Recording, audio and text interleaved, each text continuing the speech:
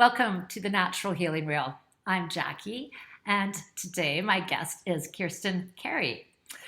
Kirstin is got a lot of education to share with us on the whole gluten and gluten-free way of life, and she was emerged into it herself, and during sickness learned how to nourish herself and others back to health, and opened restaurants, and she is going to share all of that with us. Hi, Kirstin, how are Hi, you? Jackie. Good. I'm good. I'm excited to be here. Yeah, I'm excited to hear this. This is good. This is good stuff for us to know about, and it's becoming more so. It seems it's more readily talked about in conversations. Yeah. Is that correct? Yeah, absolutely. Well, it's because we're seeing more people get diagnosed with autoimmune related stuff, issues, challenges, and doctors are looking for it now, and people are asking about it. So it's becoming more prevalent because we're paying attention, I think. Yeah, actually, that's a very good point. Very good point. So, how did this all start? Where did this all begin for you? This Good journey. question. So it depends on really what we want to consider beginning. But for me, as far as my awareness that there was a problem, I was in my 30s. And, I'm a former athlete. I was somebody who always did, I never had challenges with weight issues or anything like that. But in my 30s, I started gaining weight, couldn't get it to stop, no matter how much I worked out. Now, no matter how healthy I ate. And again, my version of healthy was whole wheat pasta and whole grains and low fat dairy and, lots of salads, and I couldn't get the weight to stop. And the migraines that I had had for years were getting worse. My skin was getting so bad. There were honestly days I wouldn't leave the house because my skin was so bad. It was mortifying. I had a friend one time say, "What's happening to your face?" And I was like, "That was unhelpful," but it was that bad. Like it was that bad. So, People are just nasty, aren't I they? know. I'm just like, well, guys sometimes. So, Sorry, thank you um, for sharing that, though. I know, like, help. Like you think you're hiding it with all the makeup, and you think you're super not. It's just making it that much more obvious. Um, but for years, from the time that my very first period when I was 14 years old, I suffered from that moment with all the stereotypical kind of pain, cramping, challenges, bleeding for 3 weeks at a time, and it would disappear. I mean, but doctors right from the beginning were like, well, it's your hormones. Well, it's no problem. Here, just take the pill. Here, just take these painkillers, take these, not realizing at the time that that was actually making everything that much worse because we still weren't addressing why were my hormones out of whack? Why was I in agony? This is, just because it's common for women to feel these things does not mean it's normal or healthy. Okay, back up. This is So like pulling all yeah, kinds of alarm bells. This is part of the celiac disease for you to have yeah. these. I mean, it's part of an alert system from the body telling you something's not balanced and is wrong. Yeah. So when a doctor tells you, oh, that's normal, what you want to ask, but is it healthy? Is it just common that people deal with this, or is it okay for, like, what does this mean? And we interchange the words common and normal too often. Yeah. Normal would mean it's good, it's basic, it's the way our bodies are supposed to react. When it's common, that doesn't mean it's okay. But the way they waved it off, they're like, oh, no problem, just take these prescriptions. And when you're 14 years old, you just go, okay. Like my mom was like, okay. So we just kind of went along with it. But that was one of the very first red flag alerts that there was something really not right. Mm. So, women are told all the time, well, it's your hormones. You're supposed to feel that. You're not supposed to be in agony. You're not supposed to bleed for 3 weeks. You're not supposed to be cramping. You're not supposed to have PMS. That's the body's way of saying something's out of whack. It's out of balance.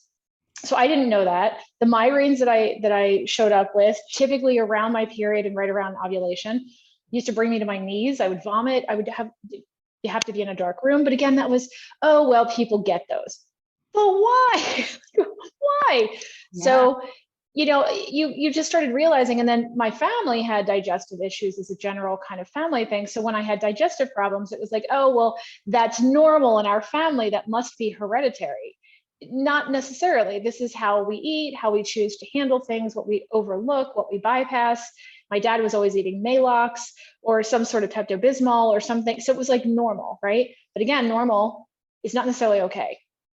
So by the time I was in my 30s, some things really started getting to the point where I had seen a bunch of doctors. I'd been taking the pill for years and it wasn't really helping. The skin issues, so I finally was like, something's really really got to be wrong here. Yeah.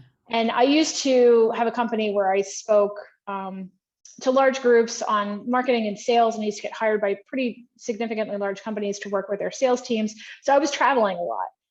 And there was a time I woke up in one of the hotel rooms and I literally didn't know where I was. Like I'd been traveling so much and I was so exhausted and I was so just blown apart basically from all the stress physically and all the stress just traveling.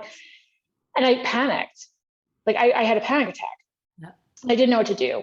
So I was like, okay, so I have to fix something. Like something has to get fixed. So I finally switched out of seeing the traditional medical doctors because I'd had all the scopes, I'd had all of the tests, I'd taken all of the I'd done all the things traditional medicine had told me to do, and I felt like I was getting worse. So I went to more natural medicine, and one of the natural doctors, she tested me for celiac disease, and she said, "Oh, looks like you have celiac disease." And I was like, great, because now we have a name for this. What do I do? Because I'm a very like tactile, let's fix this, let's move forward kind of girl. And I'd done some food allergy testing and I'd done some regular testing for allergies. And I was EpiPen allergic to wheat and latex and a bunch of things, which started explaining why I was having like these seemingly weird allergy attacks. And then she said celiac, yeah, the migraine, all of it. So then I'm like, okay. So then I got the diagnosis for celiac disease. And so the doctor basically was like, just don't eat gluten and you'll be fine. And I'm like, well, that seems easy. So I stopped eating gluten, or what I thought was in gluten. I had to learn what gluten was because that wasn't and in 2008, that wasn't something. And what is gluten? Tell us. Good question. Yeah. So gluten is basically gluten's in all grains. So wheat, barley, rye, rice, all of the things. But when they say gluten, stay away from gluten. What they're talking about is the toxic glutens, which is the gluten in wheat, barley, and rye, because they contain something called gliadin. And that's really the problem that people with autoimmune in general run into. It's really the problem with the gliadin, not the gluten. So that's why rice and quinoa, other grains have gluten in them, but they'll tell you that they're safe glutens. Okay. There's some discrepancy there. But when people say gluten-free, what they want you to avoid is wheat, barley, and rye. Okay. So I took those things out of my diet, but I didn't realize that wheat was added to things like soy sauce. And it was added into things like sauces to bind it. And so I really got really good at reading labels. That's what I saw. That my daughter's girlfriend, everything she was reading. I was like, because you'd be shocked where they toss wheat into things, or barley or rye as binders, or so you'd start to learn really quick. And I started feeling a little bit better, but not enough that I was like, okay, there has to be more to this. So short of taking tons of supplements and some other medications, really the doctors didn't have much to do with how to get better. And I didn't want to just learn how to live with an autoimmune condition. I wanted to know why it started and how do I reverse it. And my mother had Hashimoto's, which is an attack on the thyroid, autoimmune of the thyroid. So I'm like, well, there's got to be more to the story. So I ended up doing what I do. I decided to go back to school for nutrition, and I decided it would be a brilliant idea to open restaurants that were 100% gluten-free. Yeah, because I didn't have anything else to do. So I thought I'd open the hardest business in the world. So I opened up the first gluten-free restaurants in Arizona, and I learned real fast about food and how it really worked. I became a chef.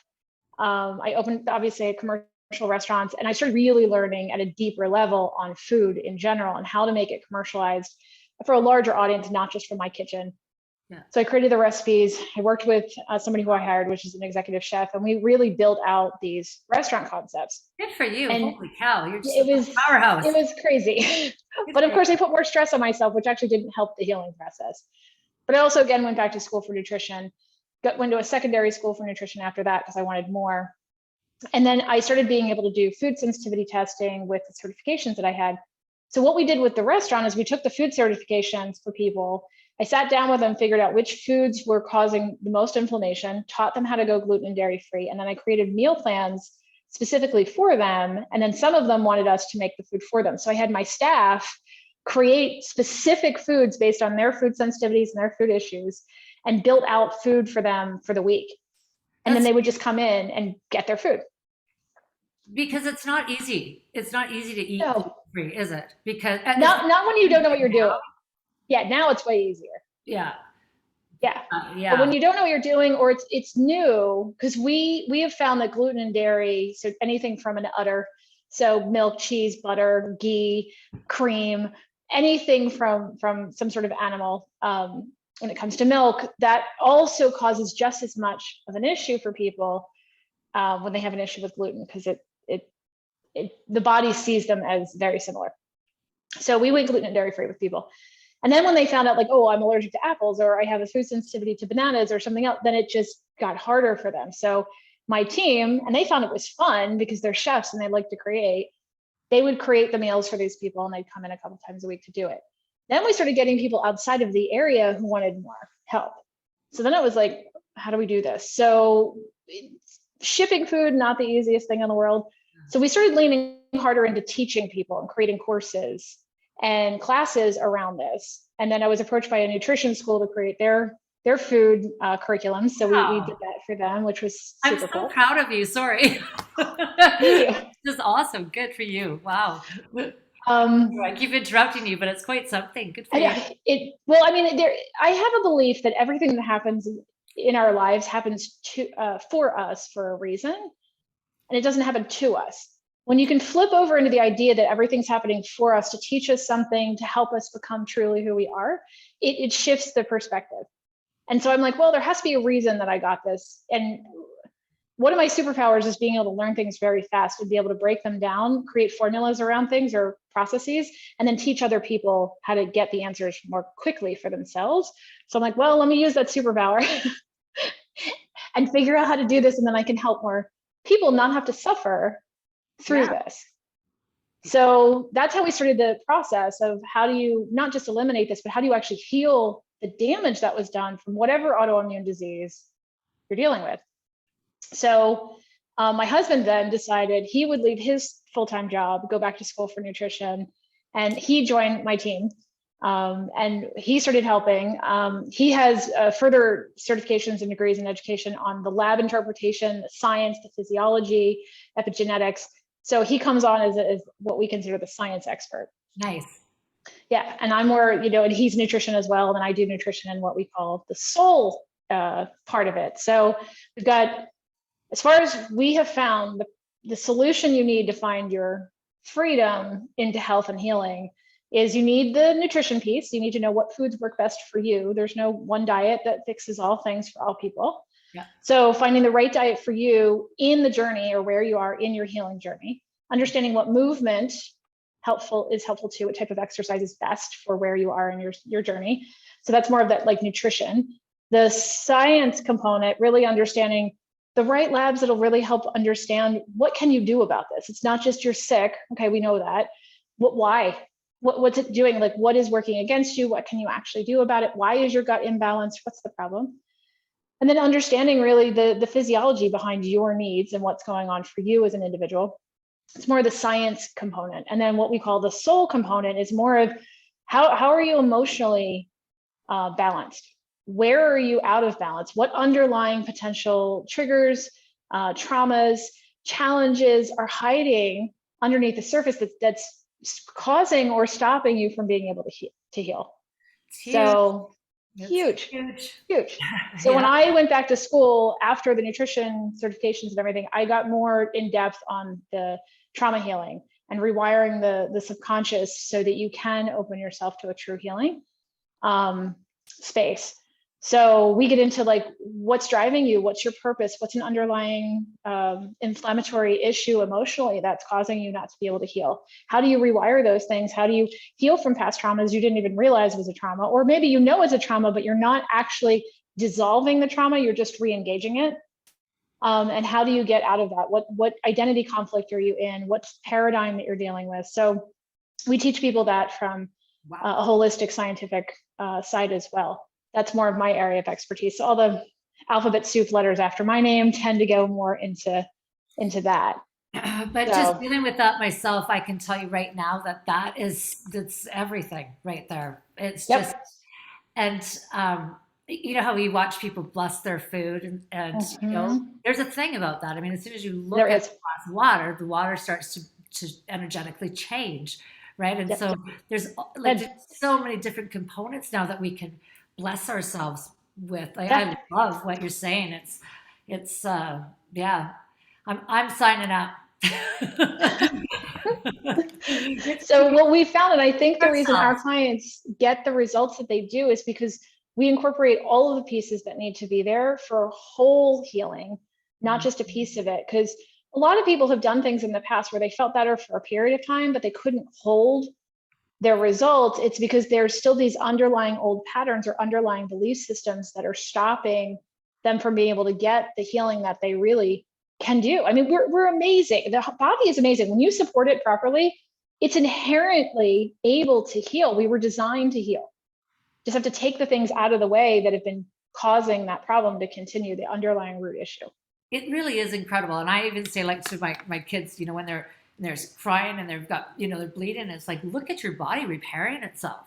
Like, I isn't know, that right? incredible? Look at that. And like the next day, it's like all, look at that. Like, how did it Yeah, do that? It just did that all by itself, right? right. It is. If we look at that and pay attention to that, it's just spectacular, right? And if we can support that properly, the body can do so many amazing things. And North America, we're kind of a society. I mean, United States, Canada, we know how to push through. We know how to keep going. Great. But we don't know how to relax into allowing the body to do what it was designed to already do, because we try and force it with medications, or we try and, not that there isn't a place for medication, but most of the time we over medicate. We lean on medications as a solution when most of the time it's a temporary band-aid, and we don't activate the body's inherent ability to do what it was designed to do, which was heal. Well, we don't have any of that information. It's not been in the mainstream. It's No. just people like, yourself leading that are starting to say, listen, here's this great wealth of information. And it's hard for people to change these paradigms, though. I've been working through looking at patterns and putting in beliefs, and it's quite something what that subconscious mind is uh, triggering off. What did they say? 80,000 thoughts a day, right? The Mm-hmm. same thoughts that we had yesterday, and Yeah. yada yada yada, beating ourselves up. We don't even know that we're saying it. No, and that's the thing. That's why, these hidden underlying root causes often are things that you're doing to yourself and you don't even realize it. And they're coming from something that happened to you typically before you were 8 years old.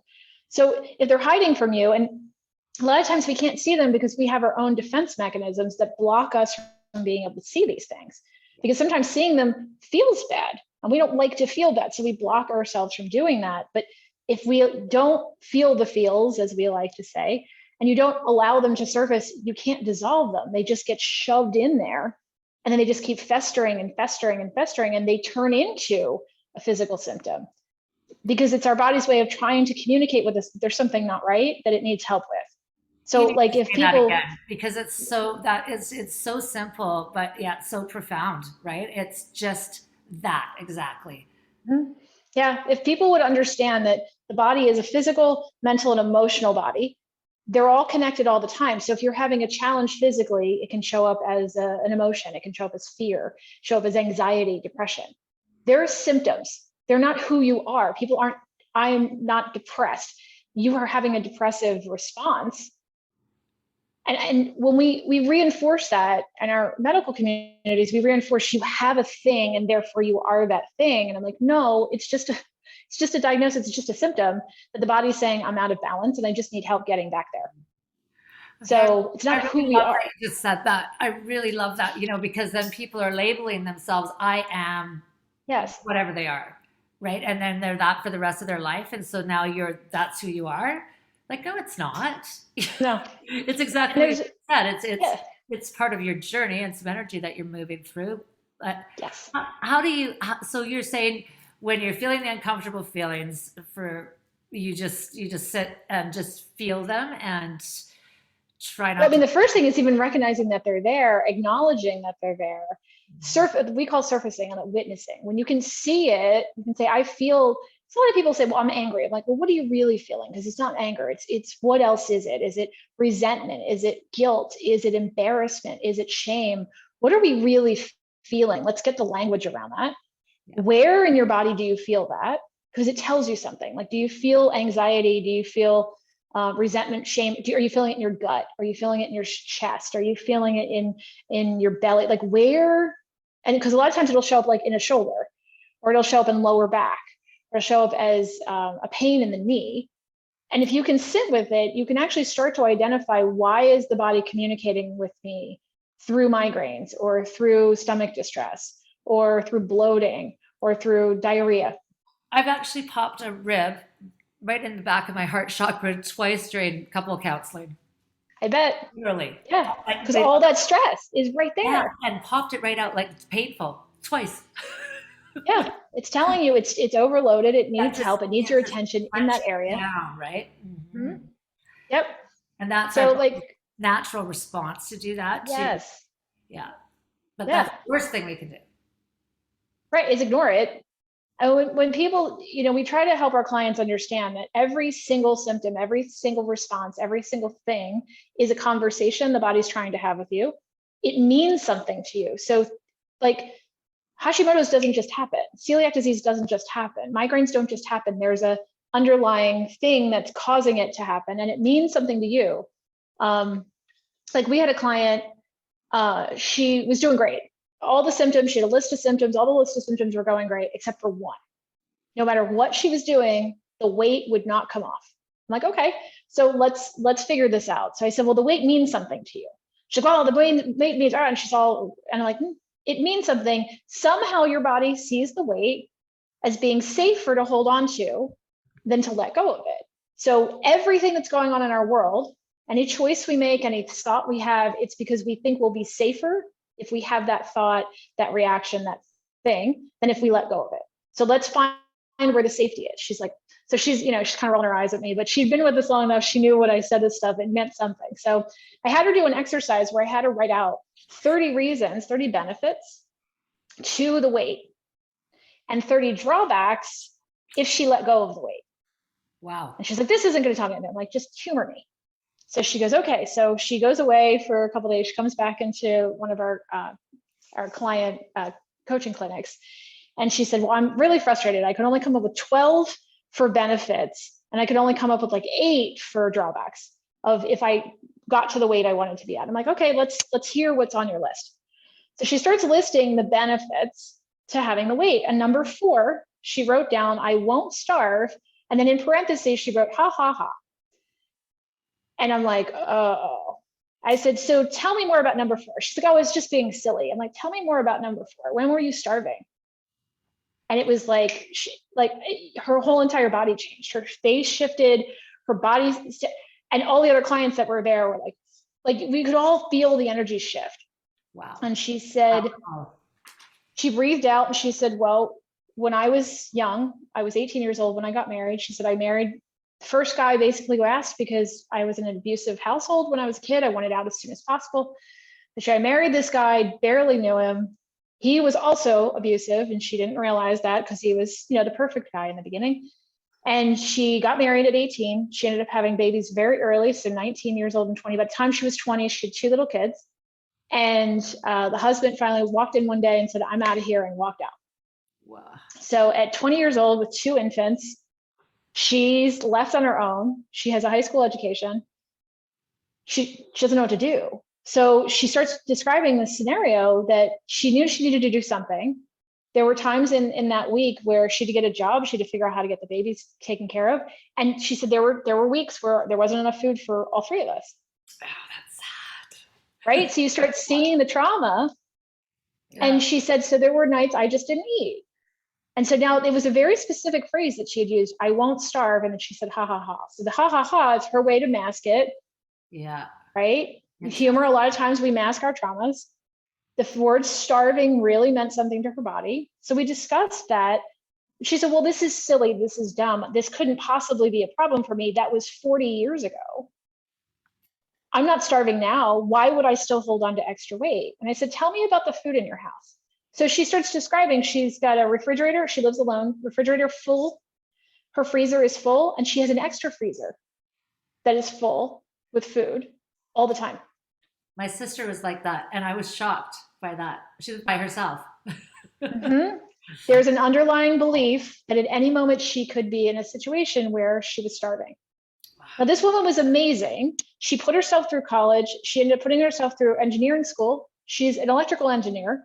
She did all of this while raising these two babies, all the jobs on the side to put herself through. Like she did, and she's an amazing, strong, phenomenal woman. Yeah. But she still had this message running through her system the whole time that she could starve at any moment. So the extra weight was her body's way of saying, I'm protecting you from starving.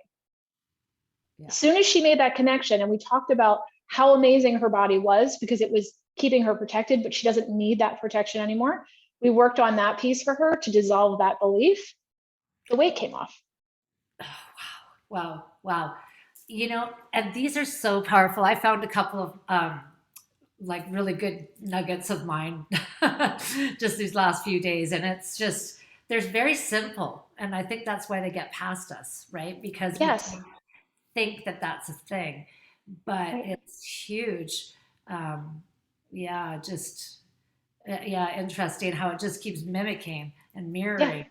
And we don't have any idea that it's that little girl that has that perception that's still scared, right? And still creating scary situations around her.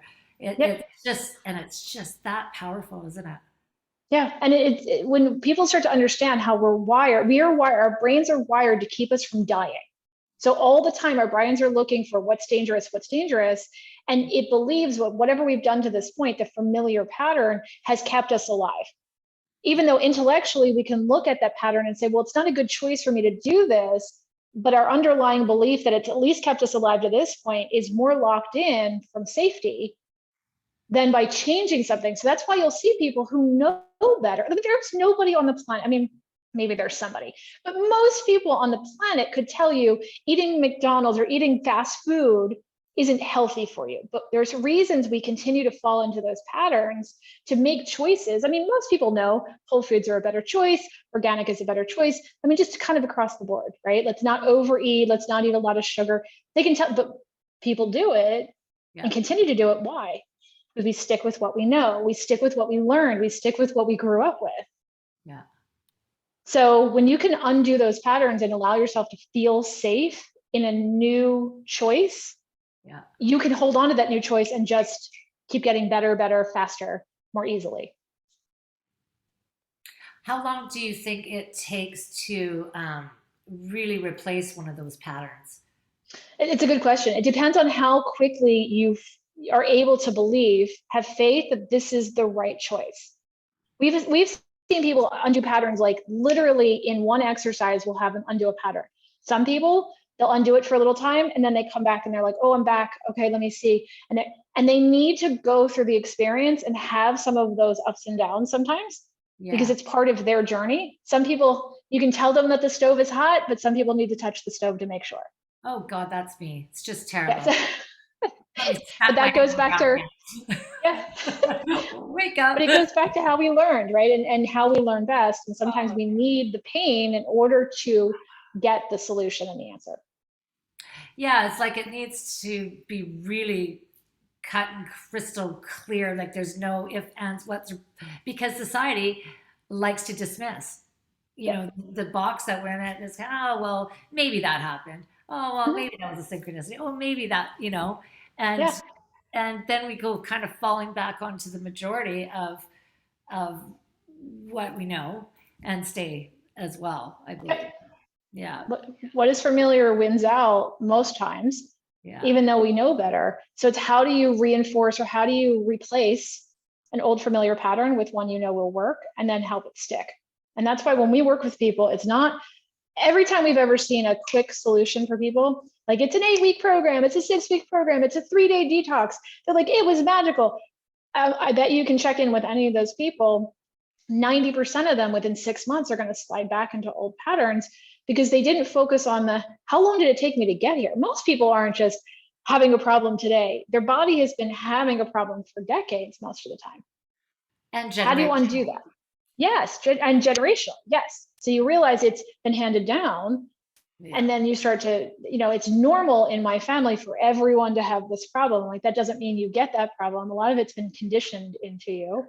It's not And isn't genetic. that wild? How they say that we do get heart stuff and diabetes, Mm-hmm. whatever, because we believe we're going to get it because my Yep. mom has it, my dad has it, so I'm going to have it. And Yeah, I'm on track. I hear my friends saying this stuff to me, right? And it's like, oh, you can't say that. Yeah, Like, what? belief is huge. And when What was when to people say? believe they have an opportunity to get better, they get better. And when they don't, they stop themselves from accepting the healing that is right in front of them. Yeah, because we just have not been taught differently. We just still believe that you have to have that medicine and that, yeah, you Yep. have to go to the root of it. You have to. Otherwise, it just keeps rolling, right? Like, Mm-hmm. why is that a hard concept? Because people, we're not taught to take the responsibility ourselves either, and that we actually have this inherent ability. We need to empower people to realize you can do this. And I come out of having celiac and Hashimoto's myself personally, where now my tests don't show either of those things. My mother, we reversed out her Hashimoto. She was on medication for 10 years. Her doctor was so baffled by how it worked. She contacted me and said, "Can you explain to me why this worked?" Sure. So we explained to her why the shifts that we helped her make, my mother make, she's out of that. Most of our clients are coming off their medication when they're working with us, even if they've been on it for decades. So it's this idea that we're not able to do it because we were told we can't do it. And I'm like, well, let's focus on the people who have done it. But we have a client, Megan, who, when she came to us, she had Graves' disease. Now, Graves is pretty much it's when the body has hyperthyroid reaction. So it's pretty much the opposite of Hashimoto's, but it means the immune system's still attacking, and the thyroid, and the thyroid's having a hyper reaction. So she had some stereotypical reactions. She'd lost a dramatic amount of weight. She was having heart palpitations. She was shaky all the time. Anxiety was through the roof. Skin issues. She was having a bunch of problems. So she decided she wanted to work with us. 12 hours after she made the decision to work with us, her endocrinologist called her and said, based on your labs, if you don't have your thyroid removed immediately, you will die. Like, he was pretty cut and dry. Right. And so she called and said, "What do I do?" And I'm like, well, I can't advise you on what choice to make here. What I can tell you is that your body has the ability to heal, and we'll support you through this. Whatever you decide to do, we'll help support you through it. But what I can tell you with certainty is, once that gland is removed, once the thyroid is removed, you will have to be on medication for the rest of your life. And there will be problems your body's going to have to continue to try and circumvent, because the thyroid impacts every system in the body. And then you can't replace, like, there's no, you don't have it, and it doesn't grow back. So you need to know this. She's like, okay.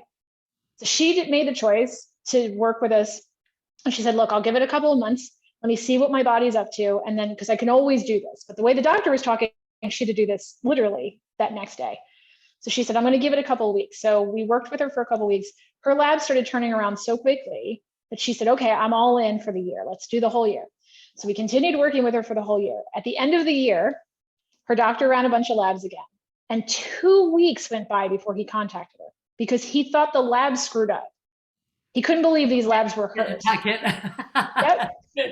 So he calls her and says, look, I'm sorry it took me so long. I verified these are the right labs. And her physical symptoms had stopped. So she was like, I believe, I know the labs are true because I know how I feel. So he said, well, I've never seen this before. You are a miracle. It was so good that he wouldn't even look at the lab saying there was any problem ever.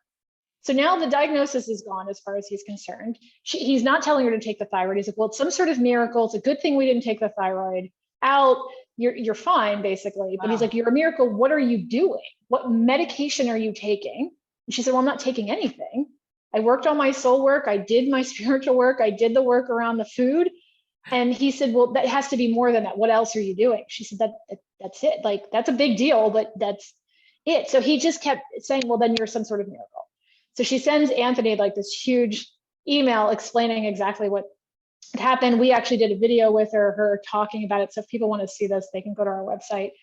But what the challenge on this is that she's not a miracle.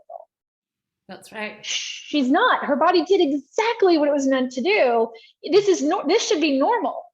But the thing that makes me sad is that the doctor sees it as a miracle, because that means when he says, I've only ever seen this one time, that means that he doesn't even believe it was possible for anybody he worked with before. That's right. And so he's not even going to share that with any of his other patients, that could even be a thing. Right. Yeah, because he's the kind of doctor who says, well, I don't want to give people false hope because this was this flash in the pan moment in time that is just right. So that makes me sad, because that should be something we're saying that's normal. That kind of healing is normal because we see it all the time, because we know it's possible. Instead, we're filled with fear that we're like with the COVID thing as well. It's terrible. The amount of fear and suicides and depression, like it's just horrible. Yep. That is not a way to motivate people, but apparently that's how we've been taught. Some people live in fear. Their body can't get out of fight or flight, because again, it goes back to, are we safe or not? And when we're terrified, your body can't get into a space where it can truly heal. So fear doesn't help at all. I found out that I've lived in fight or flight probably my whole life. Like, and just not even knowing. No, and that's the underlying trauma, right? The body's constantly thinking you're in trouble and there's danger coming. So how do you eliminate that? I mean, we want that response, because if there is danger standing in front of you, you do want that response to be able to get away or to be able to fight whatever the issue is, but we don't want that response all day long. That's right. Right? So we want to teach the body you are safe, not continue to resonate in these underlying belief systems that we're not. Yeah. And that leads directly to illness. So we'll just podpoc that away that you just said that, because I literally, just going back through like clearing patterns and generations and stuff, my whole life I've lived in like kind of a fight or flight, scared of my dad, sort of left alone, like that kind of abandonment, like that underlying fear. And that's what I kind of was picking up with some of my interactions of stuff that's going on to date. And it's like, wow, it's still that underlying energy that's under there, but grateful that I'm able to find out that this over here is actually being affected from that over there, because we just don't see it ourselves unless have somebody like yourself who is educated and can kind of share this whole, it's huge. And I love this work so much. I did some Joe Dispenza classes and stuff, and what you're saying, I watched him explain a formula, and these people did it, and I watched people heal. It was bizarro. It was like, you walk into one of those churches and all the canes are hanging. It was kind of like, I was like, hey, is this actually a thing? But, there's one woman on stage and she couldn't talk or chew, but the next day she was talking and chewing with her group. And it was just, there was things happening that week that just coming out of the story, right? Coming up into the heart space, and we are incredible machines. We are, and we need to not look at ourselves as it has to be a miracle for this to happen. You just need the right support and the right tools. And when you have that process, which we've developed over years and working with hundreds of people, including myself, including my family. I mean, like, this isn't just, we're just telling, like, we've lived this.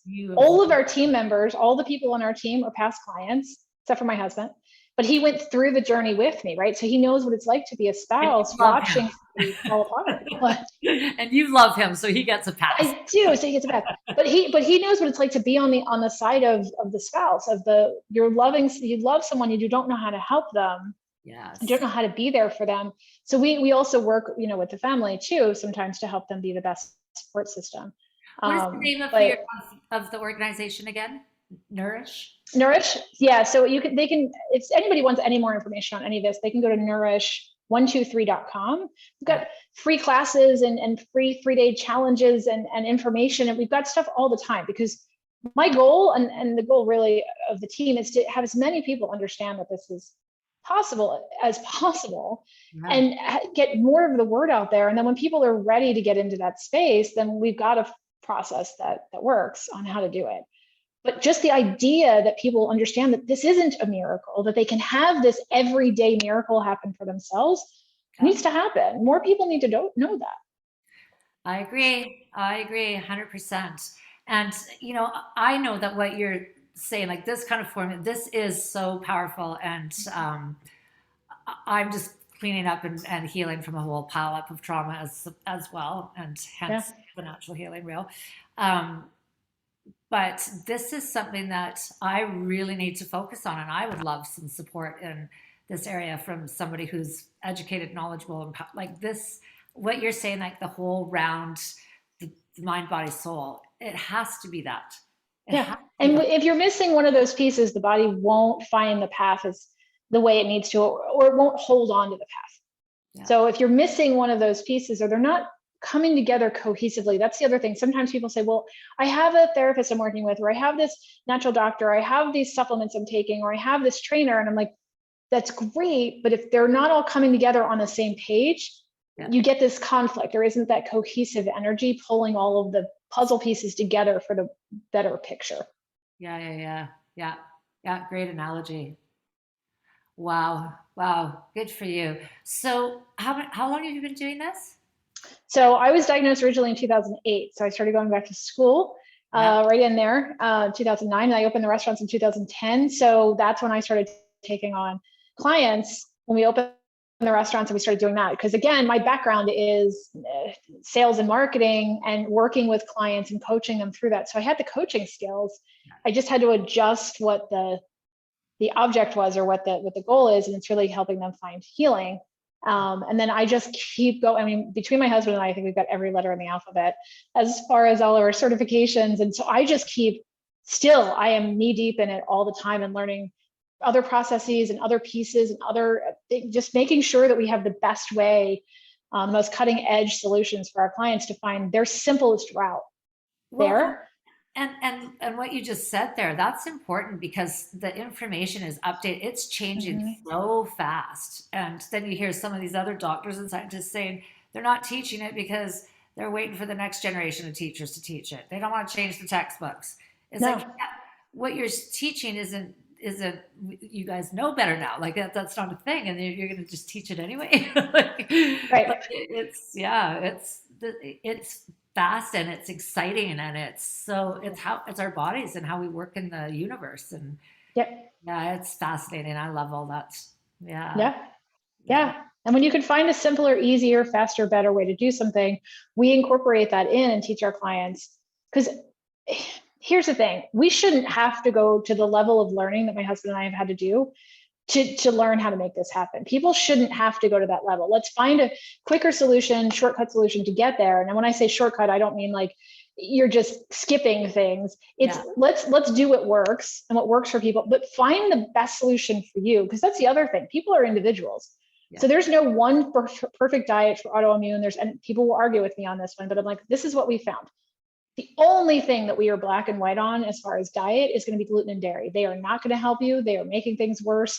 If you have them in your diet, they are 100% making problems for you, even when you're not autoimmune specific. But if you've got any ailment, which we've all got something, they are not helping you. But from there, you have to find the right solution for you where you are in your healing journey. So if there's just like one thing that says it's only this way, I would avoid that solution, because Yeah, people, we like to hang on to those things, though. They make us yeah, feel safe. Oh no, well, I was told this, and I'm just going to do that now. yeah, Then I don't have to do any other work, and I don't have to look at it, and, right.